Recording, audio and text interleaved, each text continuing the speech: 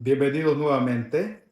El estudio de esta semana está orientado a un problema muy concurrente que como seres humanos, aunque seamos creyentes o no seamos creyentes, siempre lo tendremos hasta que el Señor Jesucristo regrese.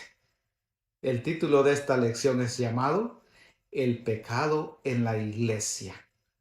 Para comenzar con este estudio, es muy importante que leamos nuestro verso base de esta semana.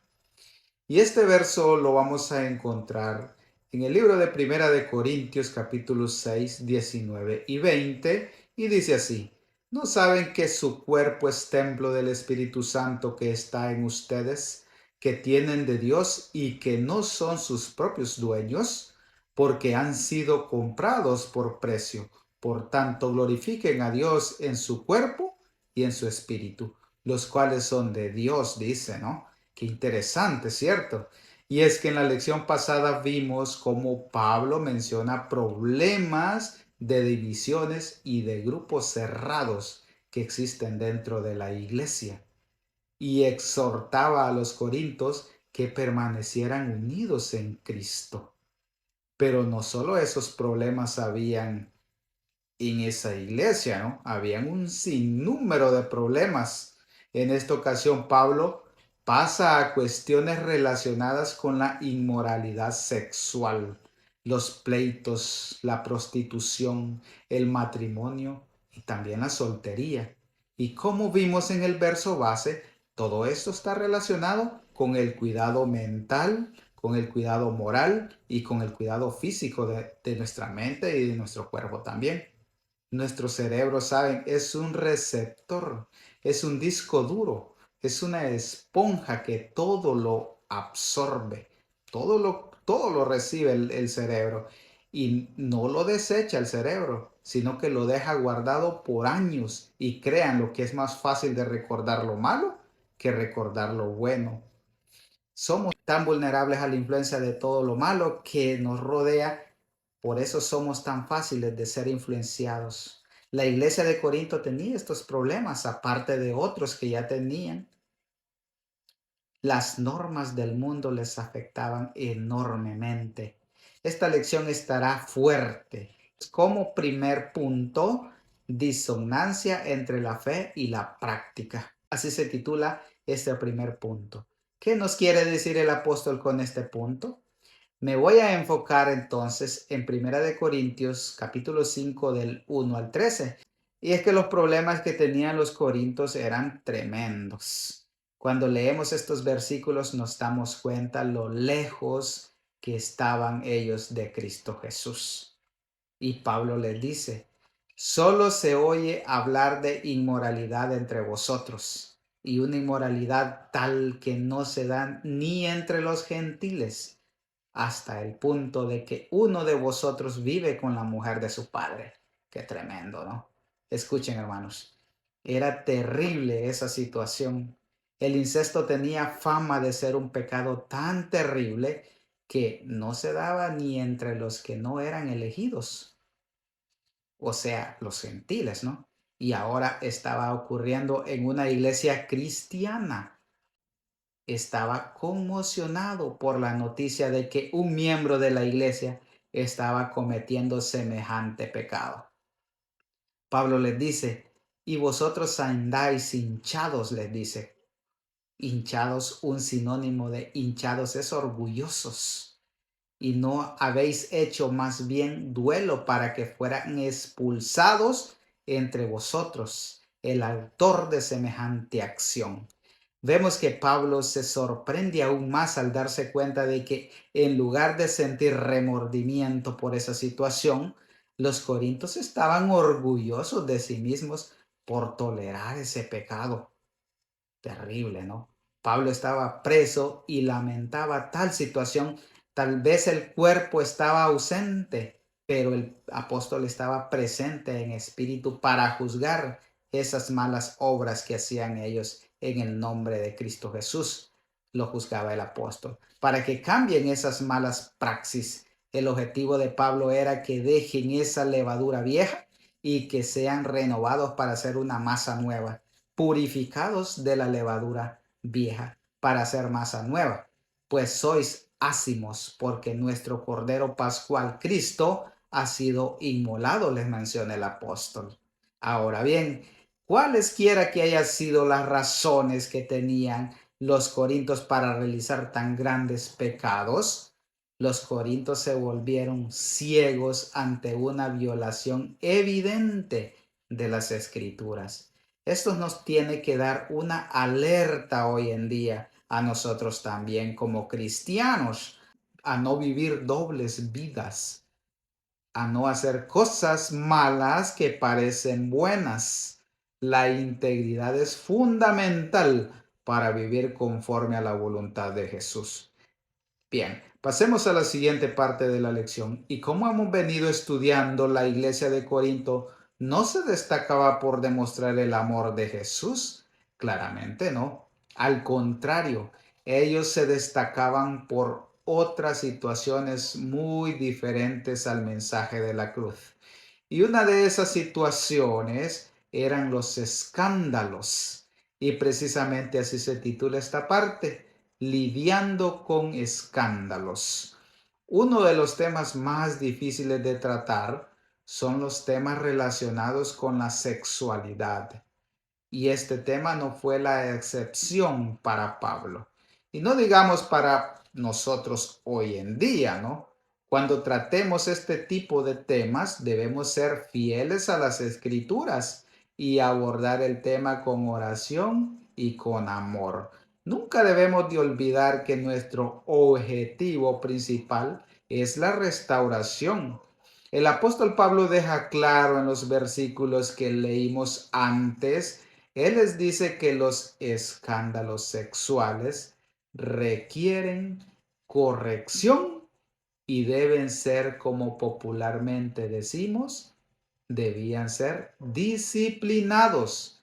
Él dice que el hombre que cometiera incesto sencillamente debía ser expulsado, debía ser juzgado, entregado a Satanás, dice en 1 Corintios 5:5.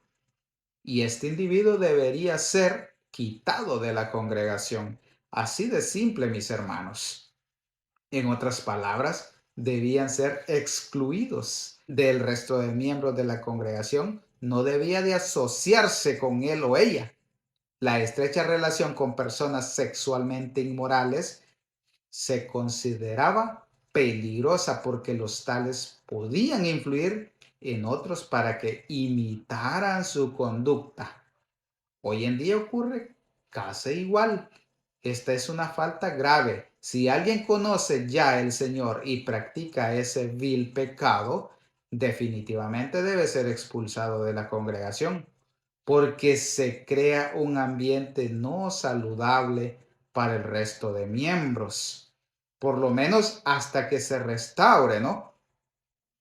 Aceptarlo, si se restaura, aceptarlo nuevamente, porque hermanos, Dios es un Dios de orden, no es un Dios de desorden.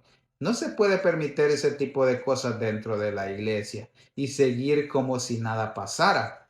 Preguntarán ustedes, ¿será que pasan esas cosas en la iglesia hoy día? Bueno, se han visto muchos casos en las noticias. Ustedes sacarán sus conclusiones si pasa hoy en día o no. Pero si alguien que cometió ese pecado y se arrepiente de corazón, claro que Jesús lo acepta de nuevo.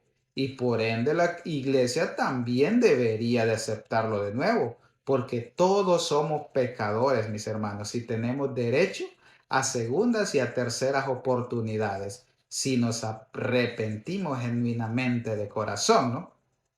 Hablando de proteger el resto de miembros de la iglesia, es muy importante que el mensaje de Jesús sea blindado de ser blasfemado y por ende este título es llamado Protegiendo la identidad de la iglesia. Pablo continúa su discusión acerca de cómo los cristianos deben conllevar los problemas que involucran a las personas de la iglesia. Primera de Corintios 5, 12 y 13 menciona lo siguiente: pues ¿por qué voy a juzgar yo a los de afuera? ¿No es a los de adentro a quienes vosotros juzgáis? A los de afuera Dios los juzgará. Arrojad de entre vosotros al malvado. Pablo es claro cuando menciona que a quien se debe juzgar es a los que están dentro, porque es ahí donde está el problema real.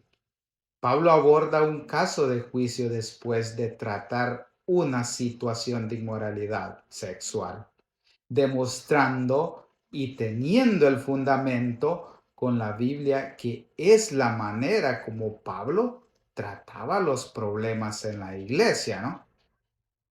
Pero Pablo no estaba nada contento en que los corintios llevaran estas cosas ante los tribunales. Para él era más sencillo conversarlo y solucionar los problemas internamente sin llegar a instancias de ir a un juicio por esos tipos de problemas. Y en Primera de Corintios capítulo 6 verso 1 lo menciona el apóstol. Por eso, las rencillas en la congregación se deben de manejar ahí, en la congregación. No hay necesidad de llevar a tribunales los problemas entre hermanos. ¿Ocurren esos problemas? Sí, ocurren, pero debemos ser lo suficientemente maduros, espiritualmente hablando, para no llegar a esas instancias de ir a tribunales por cualquier problema. Pero si se trata de un problema grave, como un problema de abuso sexual, creo que esto sí ya va más allá de un simple diálogo, ¿no? Y las leyes terrenales, por eso están, para esa razón, para aplicarlas cuando se requiera, ¿no? El antídoto contra la inmoralidad sexual. Así se titula esta parte de la lección.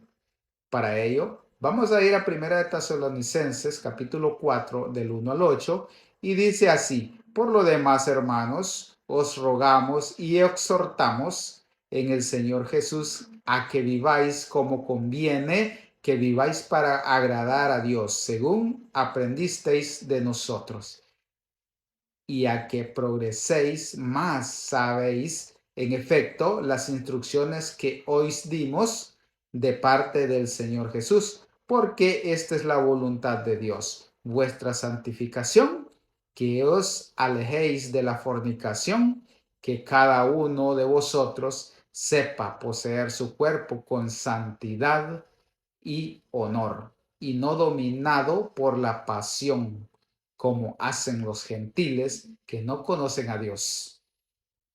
Que nadie falte a su hermano, ni se aproveche de él en este punto, pues el Señor se vengará de todo esto, como os dijimos ya y lo atestiguamos, pues no nos llamó Dios a la impureza, sino a la santidad.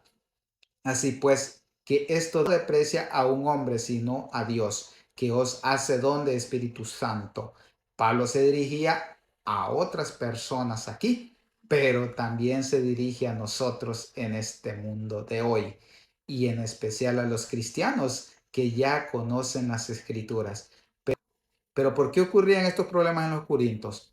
Porque ellos creían que dado el que el Evangelio los había liberado, podían hacer todo lo que quisieran, como ahora, hoy se piensa igual, porque Cristo dicen que ya murió por todos los pecadores, se piensa que eso ya nos da la libertad de hacer lo que querramos. Cuidado, hermanos.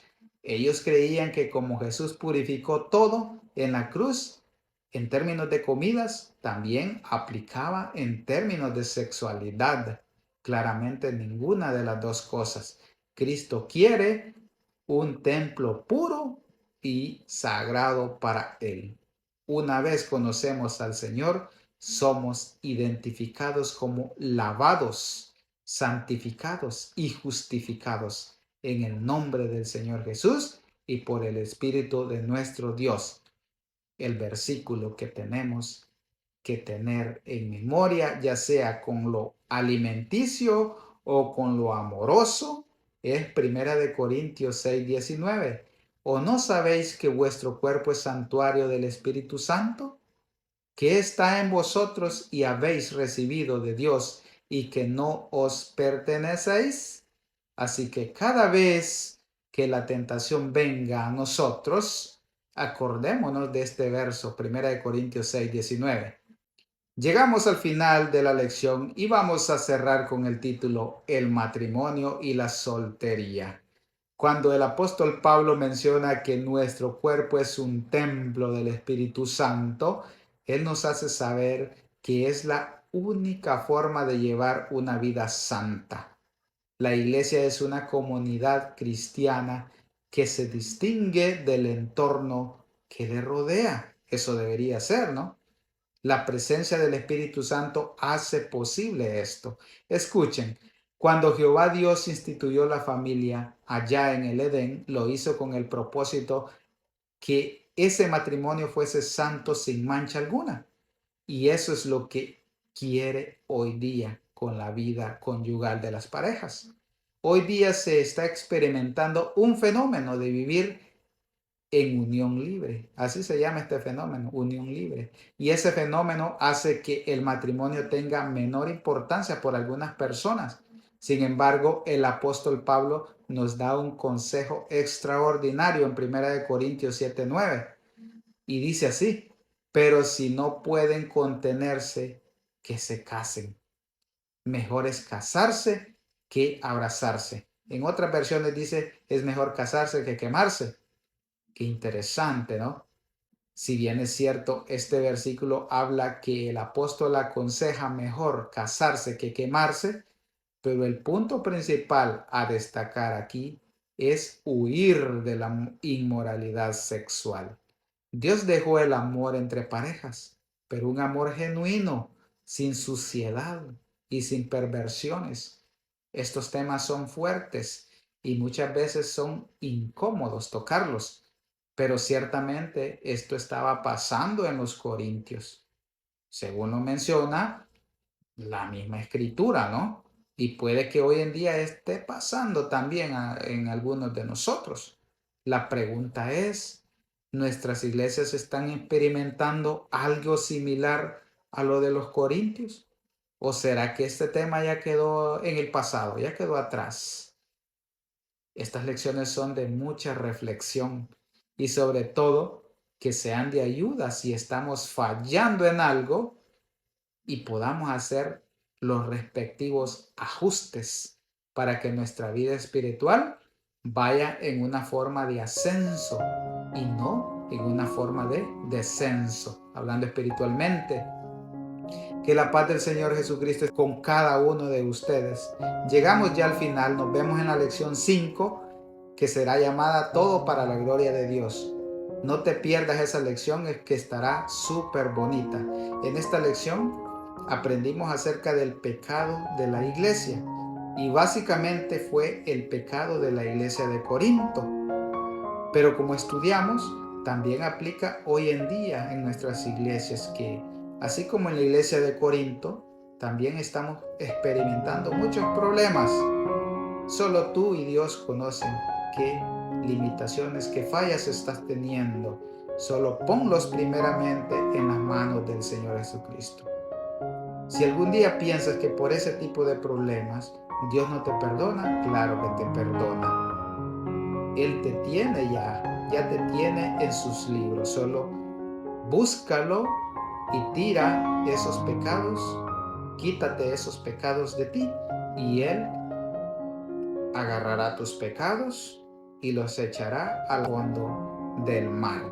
Así que esta lección sea de mucho aprendizaje.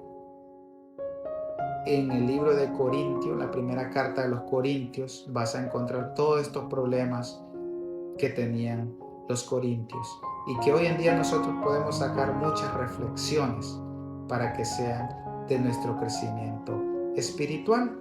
Así que yo te invito a que estudies la Biblia y que estudies mucho las Escrituras y ahí encontrarás muchas promesas de nuestro Señor Jesucristo. Así que llegamos ya al final de esta lección. Los espero en la próxima lección número 5. Hasta la próxima. Bendiciones.